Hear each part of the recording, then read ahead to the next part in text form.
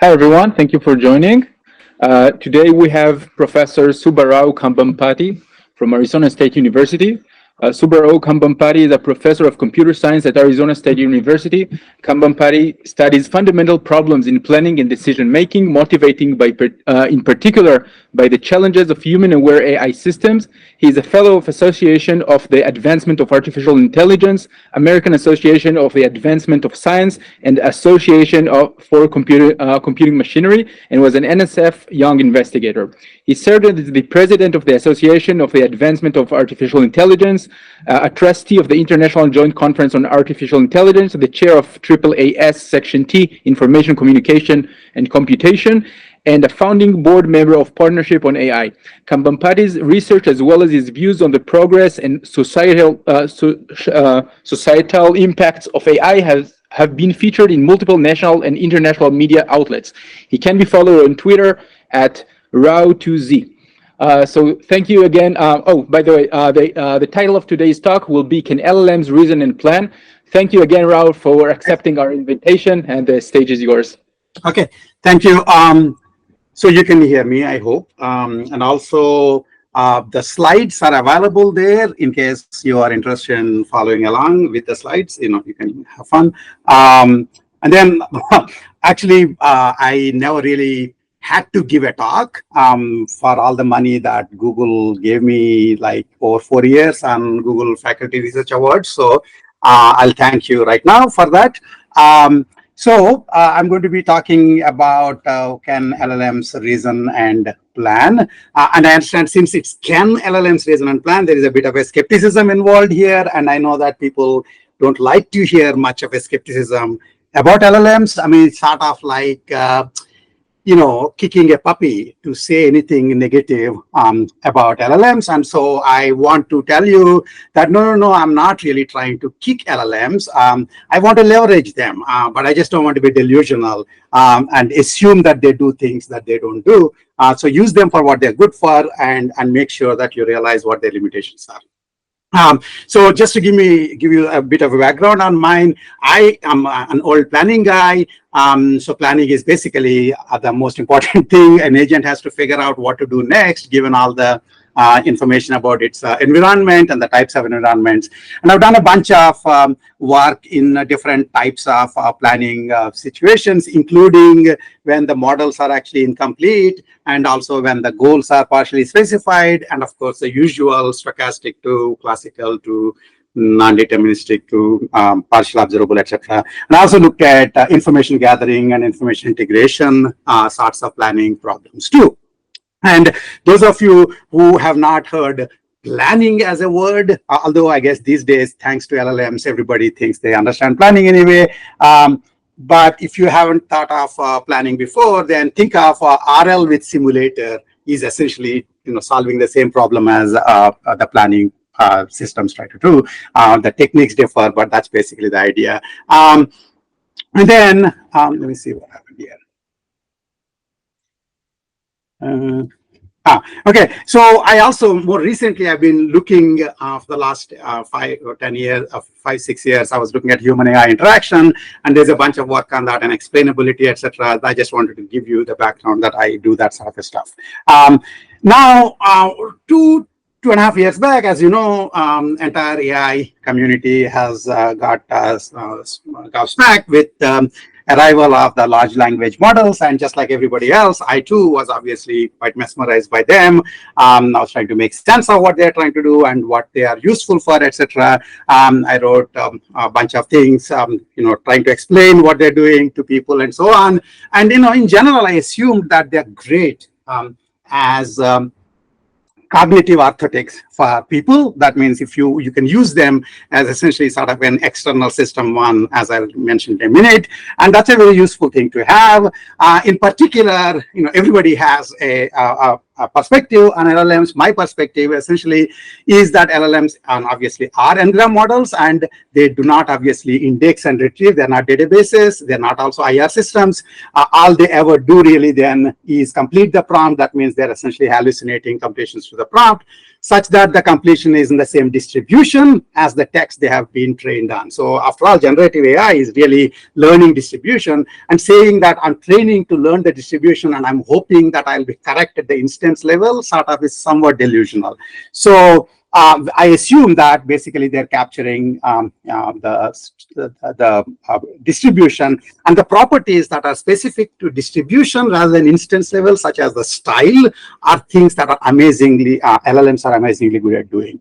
And obviously there's a large amount of work on prompt engineering, and the way I look at prompt engineering is that whether or not changing the prompt gives LLM, makes the LLM give a factual completion, depends on actually the prompter knowing enough to tell whether the given answer is an accurate one. Are you able to verify outside of LLM? Because otherwise there is no guarantee in general.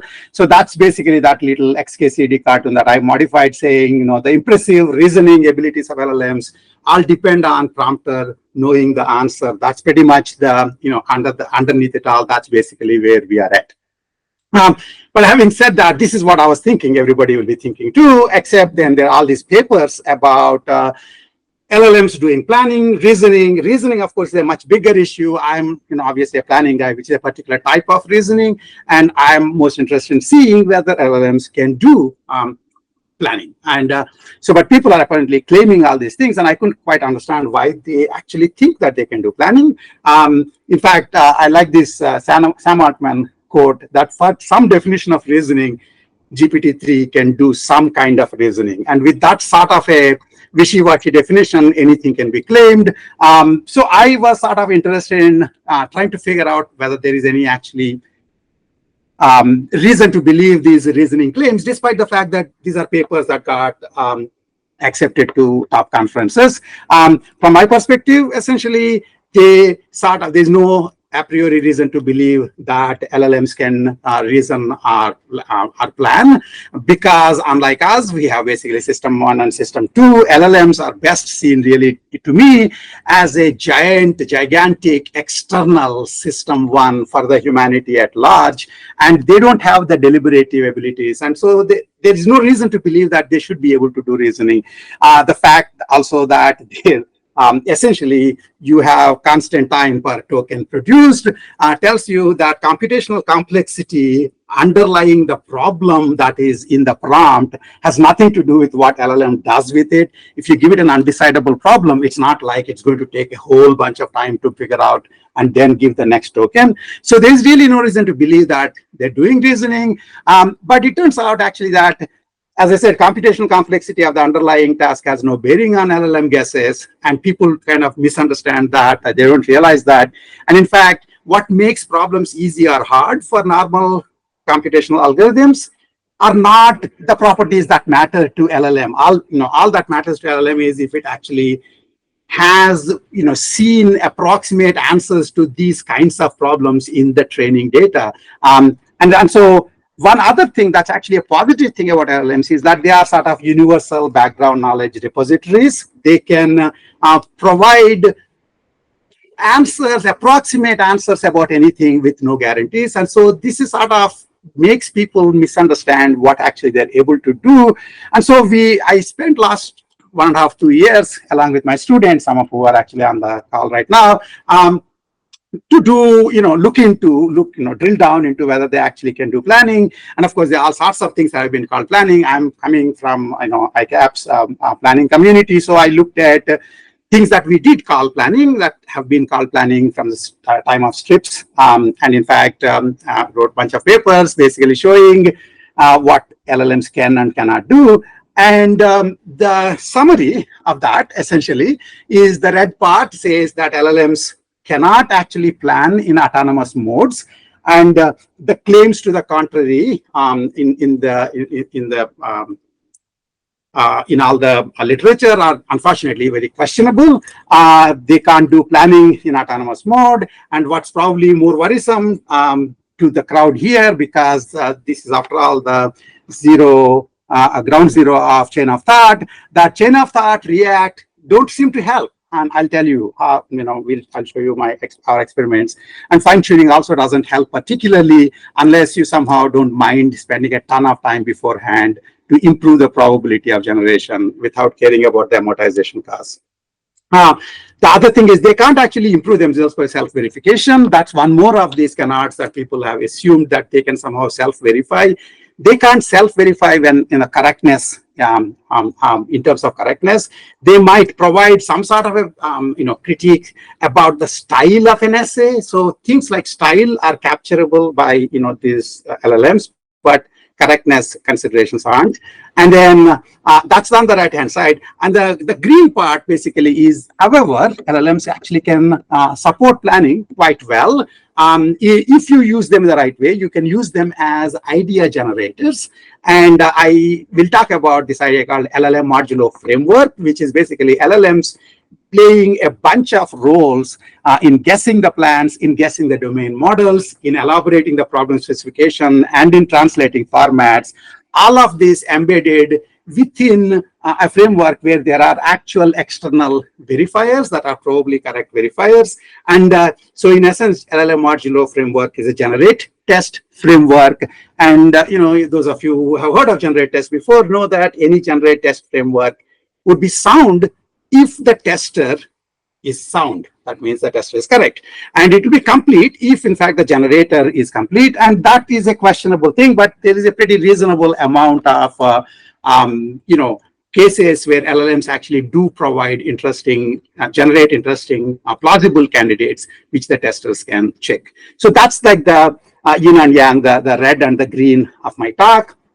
And then I gave actually like a 3.5-hour tutorial at AAAI discussing all this stuff that's available on YouTube. I'm actually supposed to give this again. I just was told that I'm going to give a tutorial at ICML too on the same thing. And so what I'm going to do here is give like a short version of that. So if you have more questions, you can always go to the AAAI tutorial or show up to Vienna and we can talk more to there. Okay, so this is the talk overview. In the part one, I'll tell you the red part that basically says that LLM don't actually do planning in autonomous modes, and despite the claims in the literature. And I also want to spend some time understanding why the claims in the literatures were made. And it turns out it is basically because whenever there are these kinds of contradictions, it would be a blind man and the elephant kind of a contradiction. Different people are looking at different aspects of the overall planning problem. And LLMs are good at some pieces of it, but not the full planning correctness, correct planning problem. And then the part two, I'll talk about the standard roles of LLMs in LLM modulo frameworks. And if I have time in part three, I'll give some more general thoughts about why people tend to continue to ascribe these kinds of things to LLMs. Although, since the time we started out working in this direction, then in the beginning, when we would say, no, LLMs don't do plan, the reviewers would say, what do you mean? Of course, they are doing planning.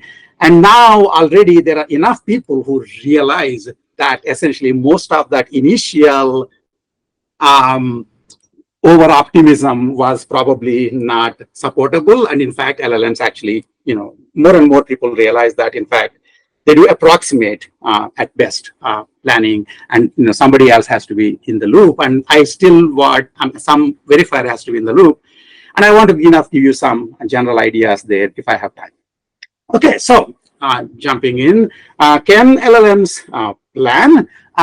Well, 2.5 years back, I think, I was looking at basically when GPT-3 came around, I was playing with it because everybody played with it with their favorite problems. I played with Sussman anomaly problem, which happens to be a blocks world problem. That's a particular initial configuration and the final configuration of the blocks. Turns out that blocks world has been called the sort of a fruit fly of the automated planning community. So basically everybody checks first whether things work in that thing, but I played with it, as the text thing. And then after spending a bunch of time, I realized essentially, at least for me, anecdotally, LLMs are essentially apologetic planners who hope that you will correct their errors and then give them credit. And interestingly enough, if you look at what happens when people say LLMs did planning, etc., you would realize that they've been good helpers to the humans, but without humans in the loop, that plan wouldn't have actually worked. And you are willingly correcting them. That's typically what winds up happening. So since that was just an anecdotal thing, I had my students look at doing a more systematic study, consider like, all the international planning competition, STRIPS planning style domains. By the way, if you think STRIPS planning is something from faraway place, etc., the quote-unquote ALF world in which React has been tried, ALF world is essentially written as a STRIPS planning domain behind the scenes, by the way. So essentially, it's a reasonable way to make sense of planning problems. And then we looked at 500 instances and over a variety of LLMs that were in vogue at that time, and essentially found that is extremely bad. If you took at 500 instances, the thing with the correctness of the plan ranged between 0.5 to 5%. So which is much, much, much worse than what people were claiming. Okay. What's more interesting is, just because one of the funny things about LLMs is people are at once worried that LLMs are this superhuman AGI which will kill us all, and at the same time, if in fact they don't work on something, they'll come back and say, well, people are not able to handle those too, which sort of is a strange argument. But we still basically, just to handle that, we had Turkers, poorly paid Turkers in Profile and MTurk solve these block solved problems. And, even for that little amount that they're getting, they got like 78% accuracy. Compared, that's like much, much better than what GPT-3 and Bloom, etc. were doing. Okay, so that's a paper, Large Language Models Still Can't Plan. That was from 2022, and it was actually presented in the Foundation Models for Decision-Making workshop in 2022 NeurIPS. Okay, and of course, it was surprising for some people, so it got a bunch of some traction.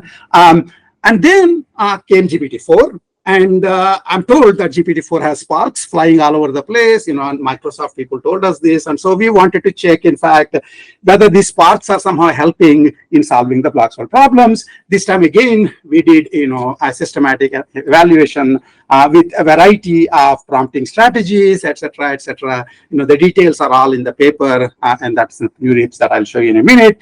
And the answer basically, the bottom line is that GPT-4 went to about 34%. So you look as if 5% to 34% is pretty interesting, right? I mean, if it can go from GPT-3 to GPT-4, from 5 to 34%, maybe by GPT-7 or 9, you get to 150% accuracy, and that will be great.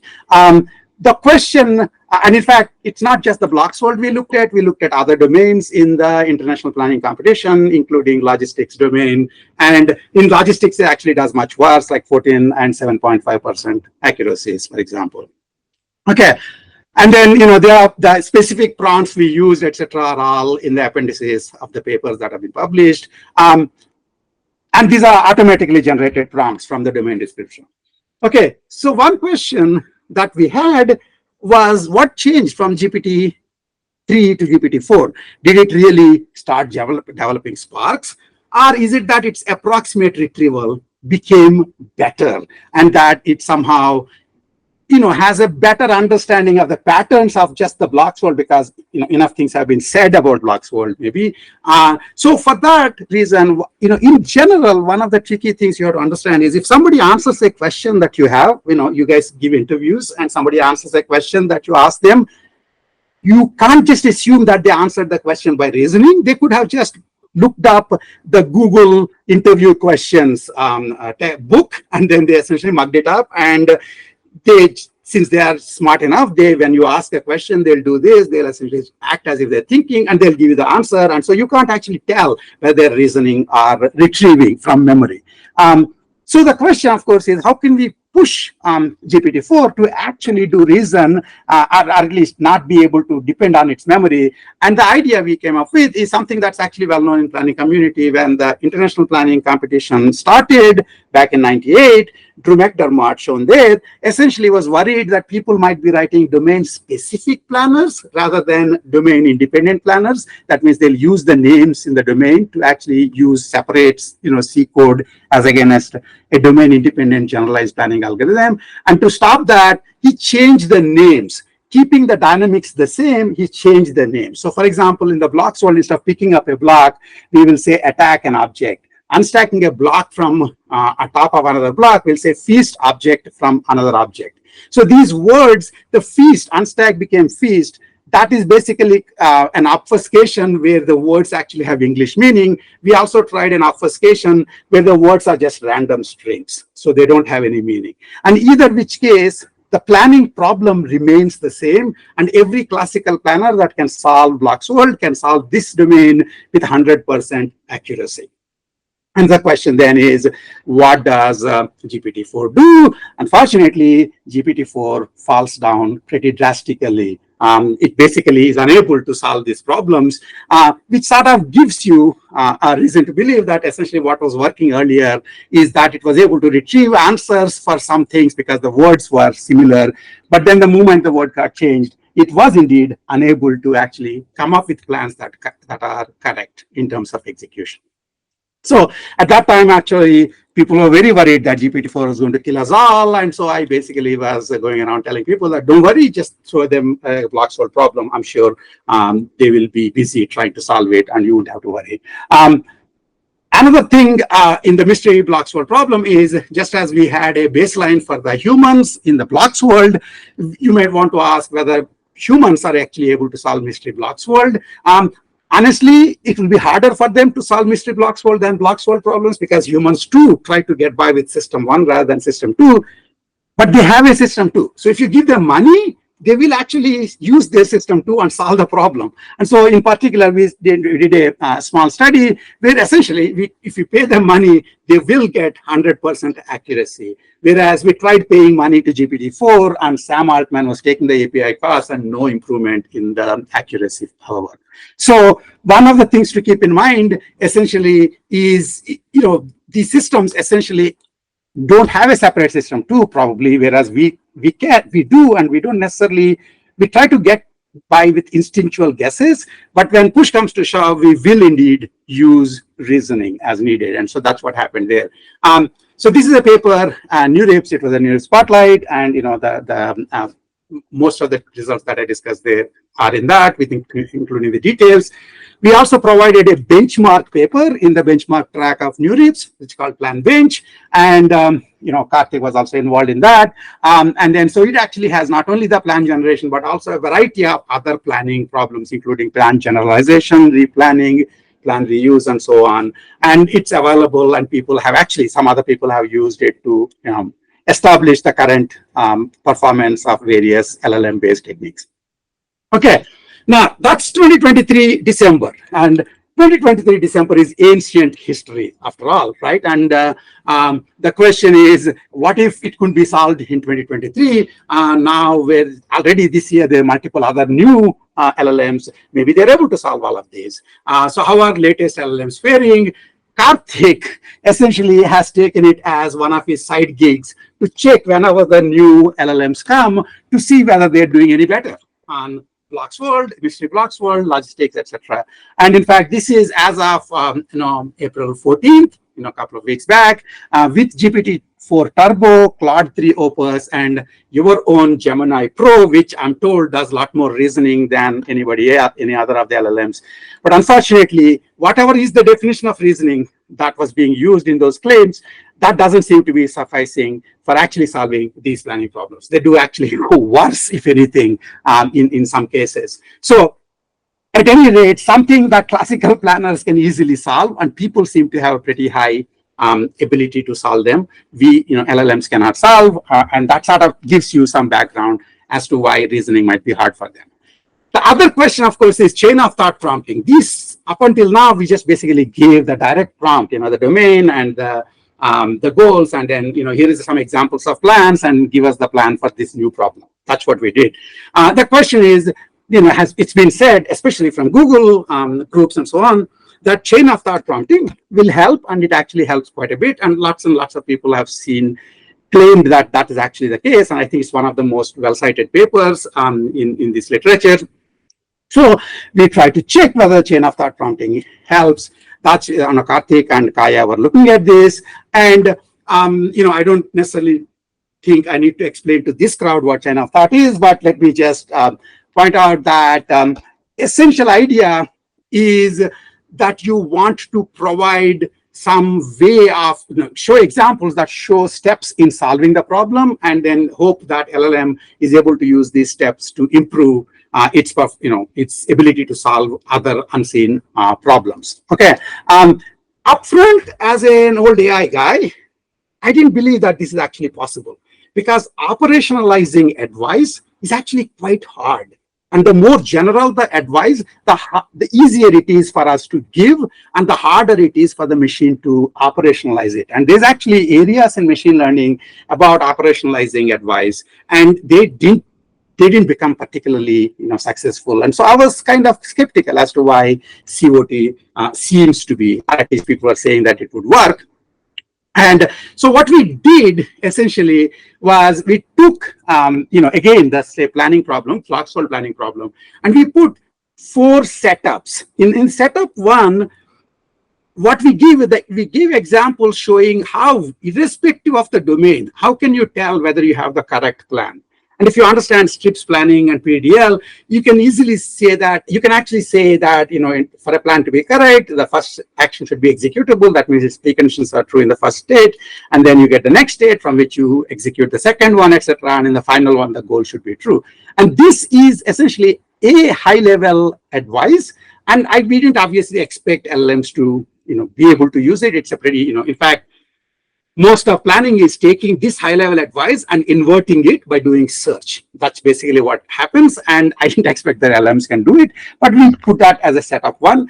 Setup 2, we said, okay, forget about different domains. We'll just stick to blocks world, and in fact, we'll stick to a particular distribution of problems where in the initial state, there are some number of stacks of blocks, and in the final state, all those blocks are stacked into some particular configuration. So in this case, BA, DEC got stacked into AE, BDC. Okay, and that's basically of the problems, and I'll give you examples of the problems, how I solve it.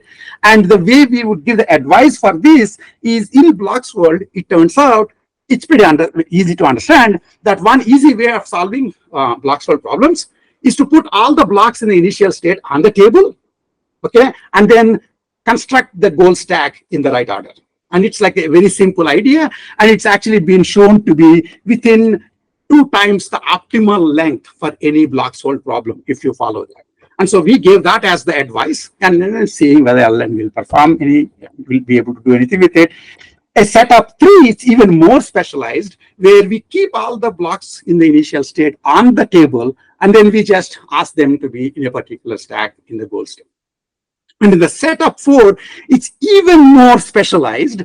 We will still have the goals, the blocks all in the initial state are on the table, but the goal is always in the lexicographic order. It's always A, B, C, D, E, or it's A1 to A100, or whatever a subsequence of that. Okay, so it's a very specific kind of subpopulation of problems. So our question was whether LLMs are able to solve these problems given this COT advice that we are providing. Also, we start with, let's say, giving examples at, let's say, for 2 or 3 blocks, 3 or 4 blocks in the examples. And the particular interest to me is, can you expand it to 5 blocks, 6 blocks, etc. instances? And, even your little 6-year-old, 5-year-old kids can take the idea that you can always put the initial state blocks on the table and then stack the block, the configuration the way you want. They will be able to solve these problems, even if you increase the number of blocks. So the question is whether LLMs are able to do it. And the other thing I want you to see is the cost of giving this advice becomes more and more onerous for the human in the loop when you go from setup 1 to setup 4, because by setup 4 you are actually giving different kinds of advice for different subclasses of problems, and so that becomes more painful. But on the other hand, the operationalization cost for operationalizing the advice from the LLM side reduces when you go from 1 to 4. So the problems become easier for LLM to actually follow the advice, but it becomes more onerous for the humans. So what happens? Well, these are the results that show basically that for the last 3, essentially, the state tracking, unfortunately, doesn't, none of them are able to do anything with them. But for the last Three, you notice that the red curves, and we are using Claude 3 Opus as well as GPT-4. You'll see that the red curve starts, at least in the second and third case, it starts being higher than just vanilla plan generation. But then, as the number of blocks increase, it falls down, which essentially means that if you tell it how to do a 3-block or 4-block problem, it will able to do it for 3 blocks and 4 blocks, but not 5 or 6, which should not be surprising because you may have heard of agent choice experiments using fine-tuning to get LLMs to do 4x4 digit multiplication with a huge number of examples, getting its accuracy to 99% or something on the multiplication for the 4 digits, and by the time it becomes 5 digits, it dies again. What happens with the case of LLMs is there is no reason to believe that they're getting the underlying algorithm. They are essentially, in some sense, they're not able to unroll or generalize the advice we are giving. And what people seem to be thinking when they think in terms of COT is this is how hopefully LLMs will use it the way people will use it. And when you tell people how to use this kind of advice, they are able to unroll. And so that's the kind of thing that we know. That might be the reason why COTs have been, become like a big popular thing, but it's very questionable that, in fact, they're generalizing. For the lexicographic stacks, the very last one, that's the one place where it seems to work, but even it seems to be quite brittle. The order in which the goals are specified seems to matter even there. One of the other interesting things is React is a related system, which I guess Google guys had something to do with, and it again has been claimed to be quite impressive in its performance in terms of you actually provide how to do step by step a couple of examples, and then it's able to then improve performance on the new examples. And we basically, our results, we're still writing this up, seem to show essentially that generalization is non-existent. If you give an example, they wind up defining, in the case of AlfWorld, they wind up defining in the original React paper, pick task different from clean task, different from heat task, different from cool task, etc. And the interesting thing is, if you give a pick one, it won't be able to generalize to clean for sure. If you give pick and clean, and it basically, that means if you give, let's say, how to do picking 2 objects and you only ask it to pick 1 object, it doesn't seem to ungeneralize it either. So in fact, unrolling is also, it's unable to do well. So the subtask one, it's unable to do well. Unrolling, which is increasing the number of goals of the same type, once again, it seems to fail. So in general, this sort of claims about, if I tell LLM more general way to solve the problem step by step, it will be able to use it for unseen problems. That seems to be questionable, at least from our perspective. And React also has some other claims about putting the think tag at the right places, and interacting with the simulator seems to make a difference. But our results actually call that also into question, but I won't go into that right now. Fine-tuning, essentially, we did not find too much of an improvement with fine-tuning in our own experiments with BloxWorld. But I do want to also make people think about what is the computational trade-off in fine-tuning. You could, given a problem, you can just ask a classical planner to solve that problem. Or you can essentially ask a classical planner to solve huge number of problems from that population, from that type of instances, and then fine-tune the LLM. And the question then is, all this cost you're doing, in some sense memoizing, it's a weak form of memoizing, is that going to pay off in the amount of time you're using it later? Computational cost considerations used to be an important issue in memoization techniques, but unfortunately these days we don't think about it. So I kind of caricature this into GoFi, which is good old-fashioned AI, versus Llama, which is LLM-oriented AI, where you don't seem to care about this offline training, and that's something that you want to keep in mind. One other variation that came in terms of fine-tuning these days has been fine-tuning not just with the solutions, but with the derivational traces.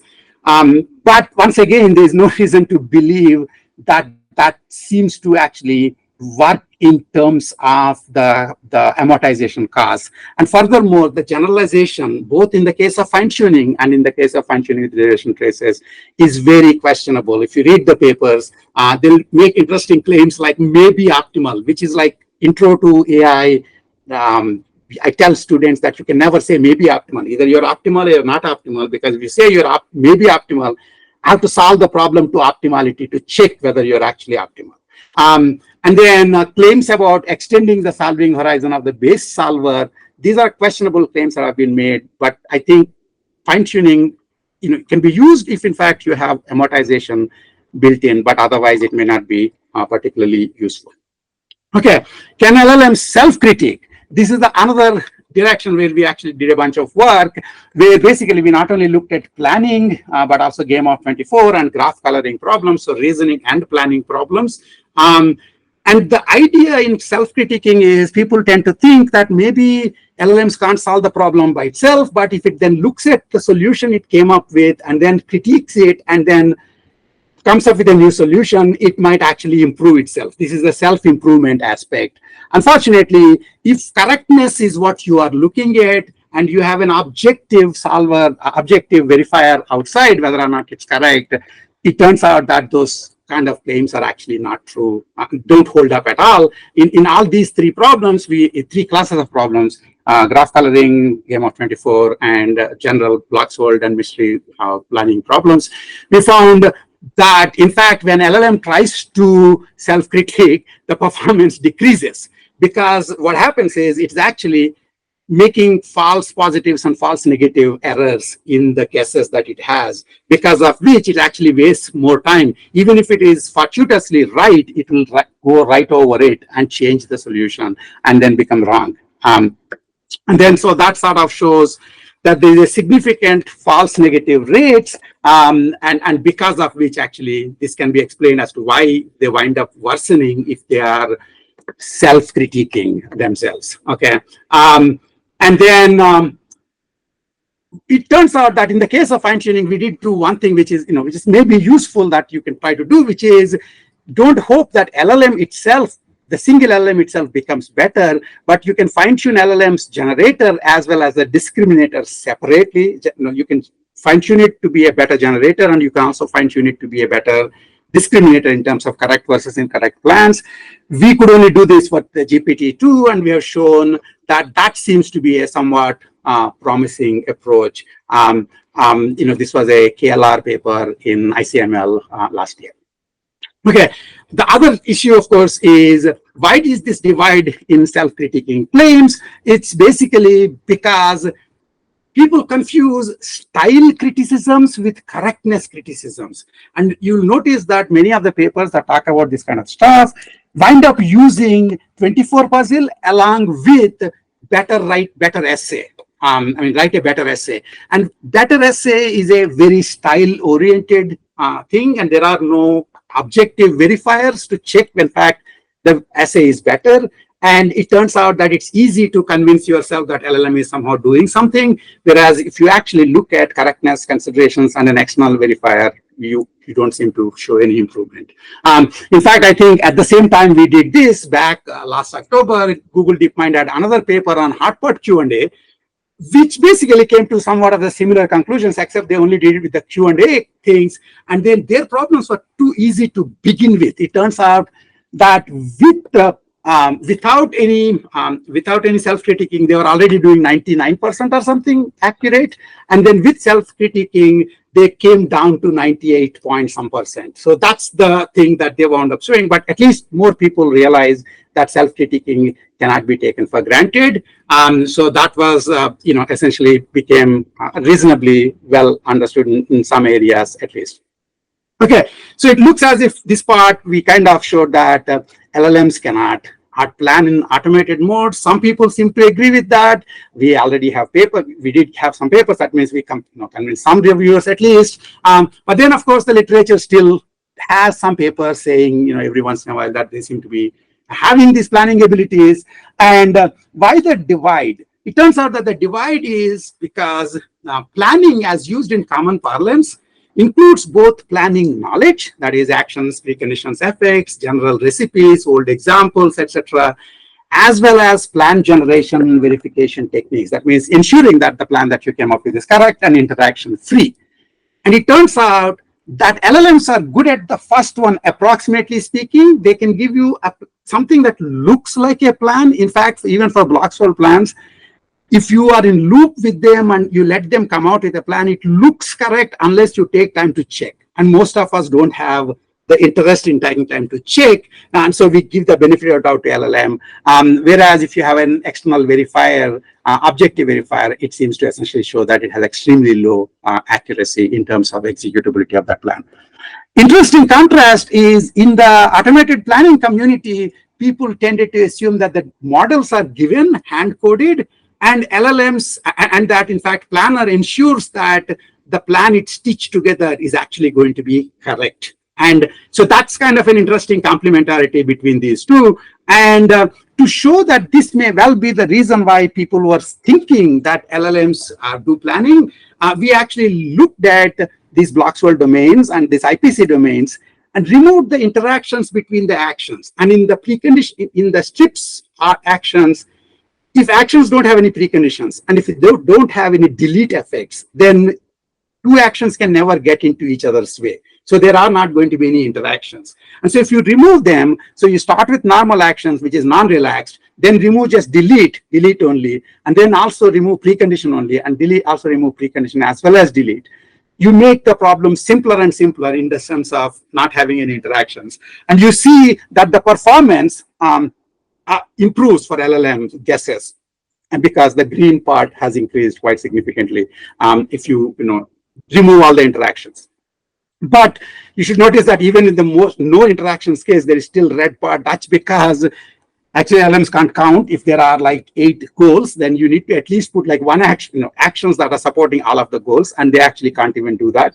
There's work that's being shown right now, for example, showing that LLMs can't even follow a procedure if you give them a procedure, a specific procedure. So the tide has turned, and so to some extent, this kind of explains why people may have thought that LLMs can plan, because they may be looking at domains where there is no interactions, and so approximate retrieval of plans and any which way you stitch them together makes them correct, because there's no way you can go wrong in terms of sub goals having interactions. And so basically the idea there in this dense slide that I'm trying to push is that the interaction resolution part is typically pushed under the rug, either left to the humans who will say, oh yeah, you're almost correct, we're going to change the plan such that there's no problems with it, or essentially you work in domains where the interactions are not there, or you just hope for the best. And this is partly one of the ways of understanding why there are these kinds of claims. Interestingly enough, actually, there are papers which make these planning claims, which have used block-solved planning problems. And they have said n stacking where n increases. And I was extremely impressed. Wow, they're actually looking at n stacking as n increases. But if you go to the 74th page of the appendix, you will realize that the n stacking is generated by putting n-1 blocks already in the correct order, and the nth block is put on the top. And you just keep changing the n-1 size bigger and bigger. That's not obviously changing the complexity of the problem at all, but that's part of what has been happening in these kinds of claims. Okay, so you could, in fact, one of the things, if people are in the loop, is they tend to kind of assume that, oh, you're close enough, we'll give you the benefit of doubt, and that brings up the whole clever hands peril that I probably won't have time to get into. And in fact, I was like so reasonably frustrated with all these different kinds of prompting techniques that I made up a forest of jumbled talk prompting, an ultra general way to use LLMs for solving planning, reasoning, world peace, and climate change tasks for the April 1st this year. And more people are asking copies of that paper, because people actually believe that this stuff is doable. As I said, if you look at the examples used in React, inner monologue, etc., you will find that the explanation I gave as to why they might be thinking planning is possible actually holds. Here's actually an example from New York Times where they showed that travel books were being generated by LLMs that are cheaper than the ones that Rick Steves writes, and people are buying them and they're going. And at the top level, the plan sort of looks correct, but then when they actually go to the museum or something, the museum will not be open at the correct time. They're supposed to have done additional logistics to make sure that you'll gain entry. And so people got very unhappy and then sent back the books as soon, in large quantities. So this is happening as we speak. And in case you're thinking that only Rao probably thinks, Rao and his group think that planning is not possible, this is a travel planning benchmark that a bunch of NLP folks who have never set foot in, any planning conferences have put together, and that they actually show that in their travel planning benchmark, GPT-4 Turbo could only solve 0.6% out of 1,000 queries. So people are realizing that they are actually not going to be able to do planning. So that brings up the question as to what is this whole agentic LLM gold rush that we keep hearing about? What exactly are we doing there?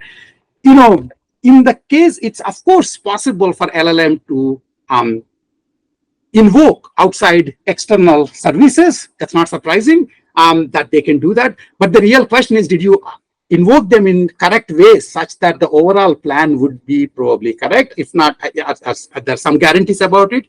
If not, then you essentially have LLMs just invoking services, and if the world is at all non-ergodic, that means you can't come back to a state once you leave it, you're going to be in big trouble. It's almost like having a gun lying around in a home with a toddler. If you just allow acting just because you can act. I won't go into it, but the Copilot stuff actually, it has the interesting contrast between what Copilot does and what general web does. Copilot is trained on much better quality data, and it also sometimes has corrections data in addition to correct data on the GitHub, and that can explain a few things, but I don't have time to go there. So the few minutes I have left, I actually want to do the constructive part, which is actually almost half of the talk, but so be it. So can LLMs help planning? Yeah, actually they are great idea generators and they can be used. And if you have an idea generator, you can use them in all sorts of tasks. In particular, remember in the GoFi used to be this, you talk to a subject matter experts and then get the domain model and then somehow write a bunch of rules or something and then put in the knowledge base, and then the user winds up using the system there. This was obviously seen to be a bad thing because where are we going to get the subject matter experts? But in the era of LLM, that whole part can essentially be replaced by LLM, which is a somewhat approximate subject matter expert with extremely high breadth, but no guarantees of correctness. And so it actually is a good way to, kind of bring back knowledge-based systems. And if you actually read most of the use of LLMs papers in NeurIPS, Cycler, etc., they're all knowledge-based systems papers, and they just don't, unfortunately, know all the errors that have been made by the old knowledge-based systems, and so they repeat them themselves. And so that's something that's worth keeping in mind. So one very obvious idea we have tried in the beginning in that NeurIPS paper is let LLM come up with a plan and use it, give it to a planner to correct all the errors in the plan. And in fact, we used LPG, which is a local search planner, and LLM actually generates the initial seed plan. Then LPG does local search, correcting all the flaws in the plan until the plan has no flaws anymore, and then it would be correct at that point of time. And we could show that with this heuristic guidance, LPG was actually improve the performance, its performance, because the initial plan it came with is actually pretty good. It turns out that this actually has an interesting connection to case-based planning, where the case that you're using, instead of being retrieved from the case library, is sort of stitched together by LLM on demand at that point of time, and then you correct the case using LPG. But then there's a much better idea. This is a position paper that I wrote, and that's available on the web, and I'm going to that's what mostly we wind up using. That it's an LLM modulo architecture, where LLMs essentially play multiple roles. They can guess the plans. They can basically also do translation between different aspects of the planning life cycle. And then the big thing is the correctness is ensured by a bank of critiques, and the critiques look at the LLM generated plan and check if it is correct and give additional criticism that could be either here are all the things that are wrong with the plan, or that try the following thing. So those are types of constructive criticisms, and these will go back as back prompts to the LLM, which will then come up with a new solution. And if this sort of basically in this way, you ensure that the correctness of what comes out of this architecture is guaranteed, because the critiques are actually checking the correctness. But you can also have style critiques, which are, you can have correct plans, but they don't seem to be desirable by human style considerations that tend to be tacit. And that style critique part, LLMs can play the role themselves. And even for the verifiers, the models running the verifier can be learned, can be teased out of the LLM modulo planner. We have a NeurIPS paper showing how that could be done.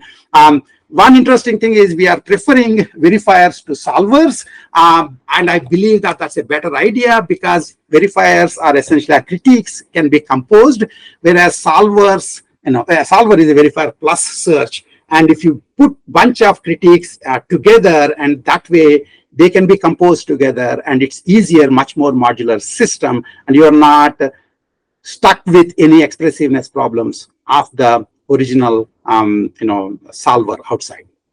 So the bare bones version of this that we have actually tried in the NeurIPS paper essentially has just a single critique, which then says what is wrong with the plan, and then LLM tries to improve it. And it's also been tried in that self-critiquing part as part of that paper too, with the external critique.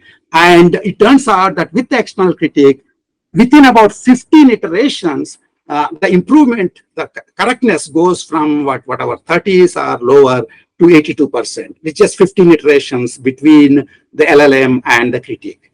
And the critique, of course, is using a domain model. And the question, of course, is where do you get the domain model? And it turns out that you can also get the domain model from the LLM. There's a paper, NeurIPS, that Lynn is a lead author on, which shows that you can ask LLM for the types of actions and the preconditions, etc.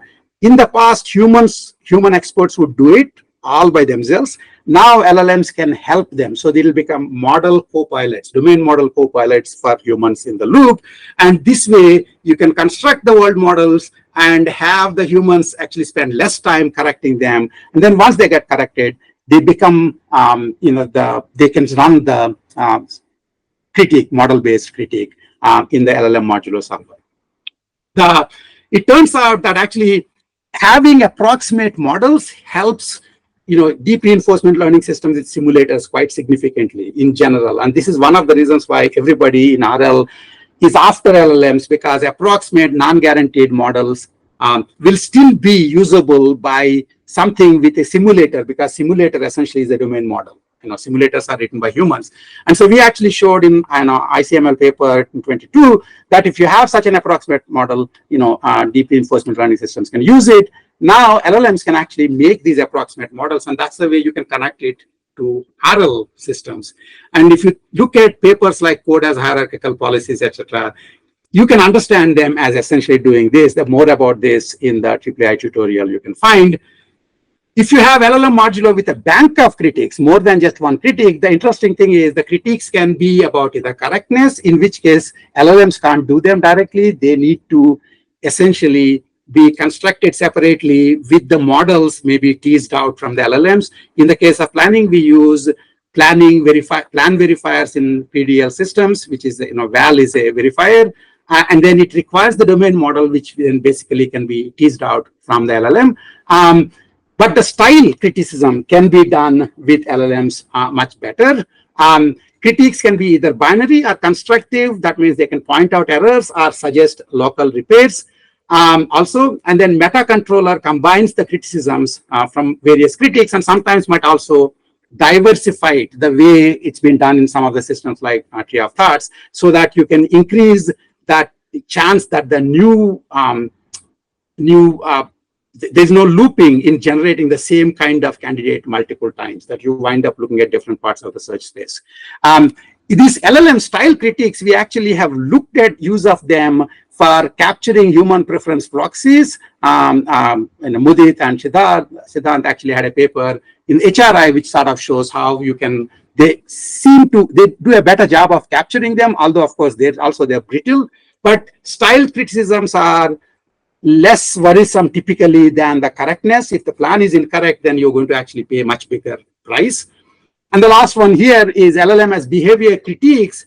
This is another paper by Lin and Yifan, which basically looks at VLMs, use not LLMs, but VLMs, but look at different behaviors for various tasks and see whether they're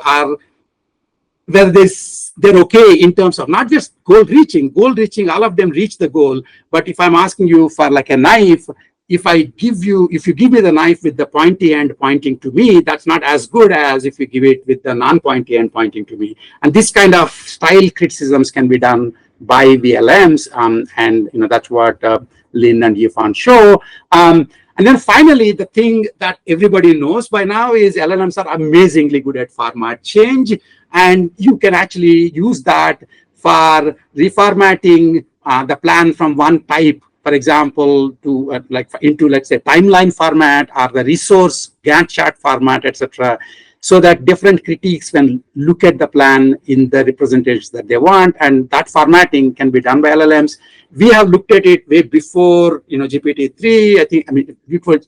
Way before ChatGPT for sure, and basically see that format change for textual plans, converting them into formal representations of plans.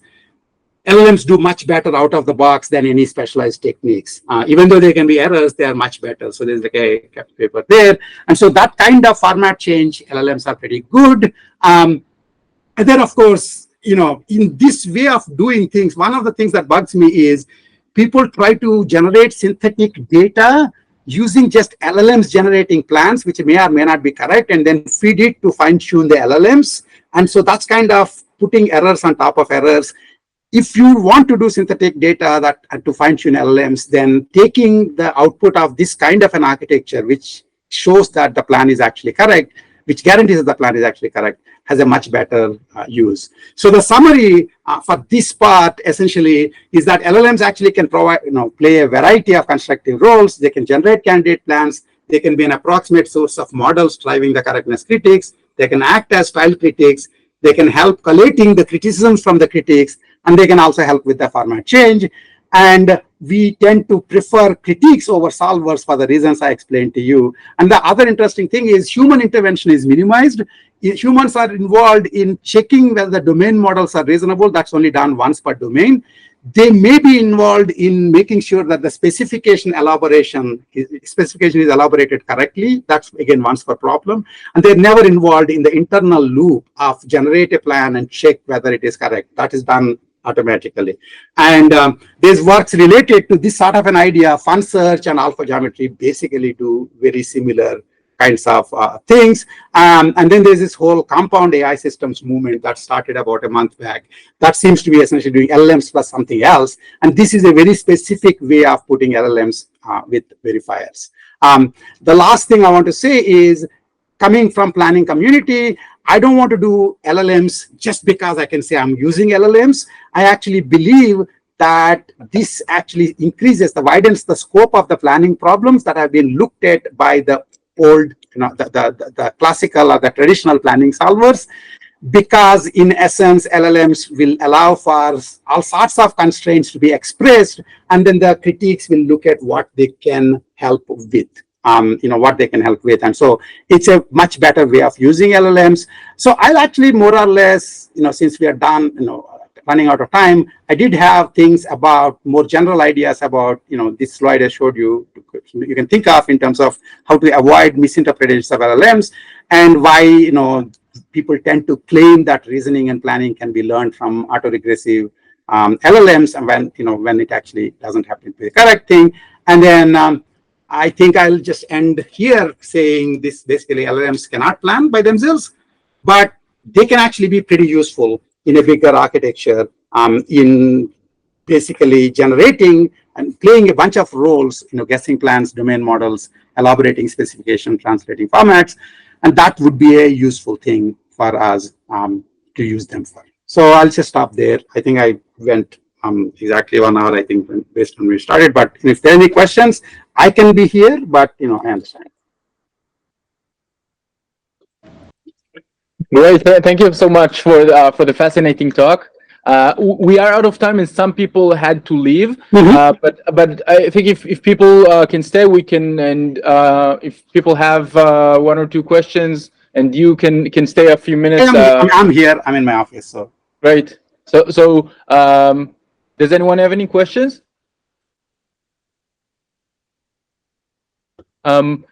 I have one question. If nobody has any other question, can you please go back to the slide that shows the LLM modulo framework? Yeah. Yes, this one. So all the critiques on the right side of the slide, all these critique B1, B2, etc.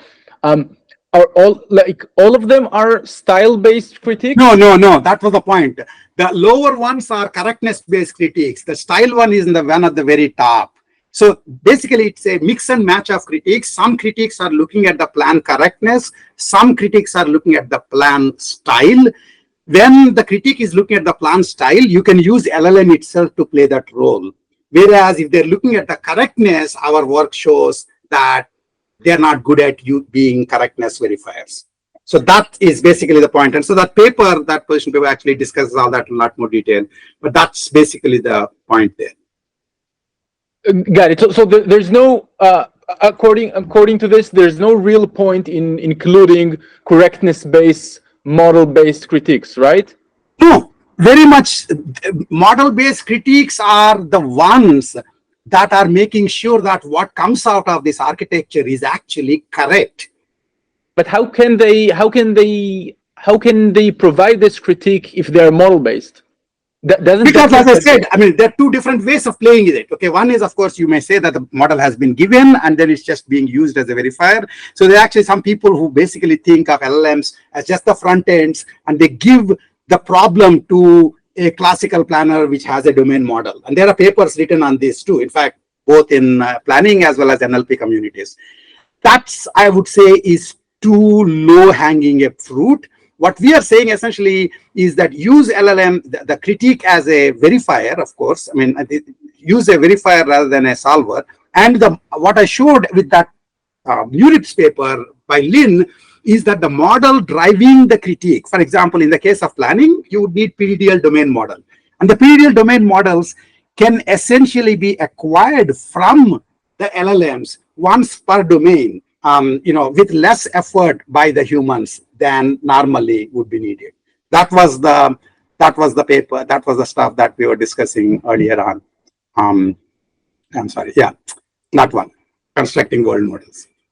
So just to clarify, if the critique is if it's a correctness critique and it is model based, don't you have the problems that you mentioned in the beginning of the talk about having false negatives and false positives that eventually cause more errors than? So this part is well understood. So here is actually, it's a very interesting question. There is a whole entire way of saying that errors can happen anyway, and LLMs also make errors, so it's all works out the same. But the argument I'm making is that when you have most of the world's model-based solvers assume that the model given make sure that the solution is correct with respect to the model given. LLMs can't even do that by themselves. It's the verifier that is making sure. So if you remember, in fact, in the way we actually prompt the LLMs in the beginning part of the talk, we give the domain model to them. They don't know how to use it. Okay. Whereas a solver, a verifier, essentially uses this PDDL model and makes sure that at least it is correct with respect to this model. Now, can it not fail in the real world, even after checking the correctness with respect to the model? Of course it can. But the whole point of any type of model-based reasoning, pretty much full of, I guess, model-based reasoning, is essentially that you have made sure that certain obvious errors are not going to happen, with respect all the modeled errors are not going to happen, and unmodeled things can go on still. So you have, for example, in fact, LLM modulo architecture is kind of very similar to the way JPL, for example, makes mission plans, with a whole bunch of experts, human experts, looking at the plan that's being developed and then essentially critiquing it. And when all of them are happy, then they assume that's a correct plan. And this is how you essentially send things out into, out into the space. And every once in a while, you'll have O-ring disaster. There are things that are unmodeled that may have failed, but you have to consider the fact that if you didn't do any kind of a model-based verification, you would have failed a lot more times in the real world, which is very costly. That's the point. Thank you. Okay. Yes, yes, please. We have another question. Oh, go ahead. Yes. Yeah. Thank you for the very fascinating talk. And I think a talk making a compelling case for why maybe LLMs directly may not solve planning. But I was curious about your thoughts on other database, other AI models that could be learned in other ways. Maybe they are not just autoregressive language models, but somehow so that's a very good point. Obviously, I mean, I don't do that much work in that, but as you know, Jan has been running about saying that his Japanese architectures are the way to do it. That he has a different way in which he does jointly learns the world model as well as the world model as well as from the as well as the behavior at the same time. I don't have all the technical details on my fingertips, but there are people trying to look at those kinds of models. But you have to understand that GPT-2 onwards to the latest GPTs, they're all doing the exact same autoregressive LLMs. Okay, and our hope is that somehow, all I'm saying is, I actually say that if the question is, will AI systems ever be able to do reasoning and planning? The answer is a resounding yes. First of all, AI systems do reasoning and planning already in model-based ways. And of course, learned AI systems, if you're into deep learning based learned from data, and whether they can do reasoning and planning. In fact, deep reinforcement learning, I would say, is actually an AI system that does reasoning in general. But what people are looking for is something like these pre-trained models like LLMs that somehow can do reasoning and planning. But mostly what is coming out is more and more LLMs, more and more autoregressive models. And they have uses. And it's not going to change at least this year, maybe not even next year. So what I'm saying is, what they can do, you can actually leverage it. But there is a separate question as to whether you can do pre-training of very different kind of models that might have different kinds of characteristics. I cannot rule that out at all. Okay, I can only show what cannot happen, for concrete things such as LLMs that are all over the place. And as you saw during the talk, we've used pretty much every LLM that has been publicized. The Claudes and the Geminis and the GPTs and and even the Blooms and so basically every one of them, and they're all essentially the same in terms of the actual way they operate. And so it's kind of silly to assume that they will do things that they are not designed to do. Whether you can design them in a different way, that's very much possible. My point is that if I'm trying to get useful things out of LLMs right now, I'm very worried about this agentic hype. And I'm very worried that they would actually wind up using LLMs to generate plans and try to execute them. And that would be the bigger AI safety consideration than pretty much anything else I can think of. Because if you wind up invoking a service which cannot be reverted back, then you are in trouble. In general, non-ergodic domains, if you don't know how to plan, you will be in big trouble. Yeah, thank you for sharing your thoughts. Anything else? Any other questions from the audience? Great. So if anyone has any other questions, feel free to contact. I hope it's okay that they can sure, please do. Email or contact you on Twitter. Yeah, please contact. I'm rob@asu.edu, and it's there all over the place in the slides, etc. And like I said, there's a much larger, longer tutorial, a 3.5-hour tutorial that goes into more details. Although this one is more updated in some aspects because more newer experiments I threw in there. And there's also going to be an ICML tutorial that's going to be 2 hours, so that may be a little longer if you're interested. But I'm very happy to answer any questions if people are interested. Great. So thank you so much, Subarao, for accepting our invitation and for the fascinating talk. And hope to meet again. Okay, good. Thanks, Yuri. Thanks, bye. Thank you. Bye. Bye.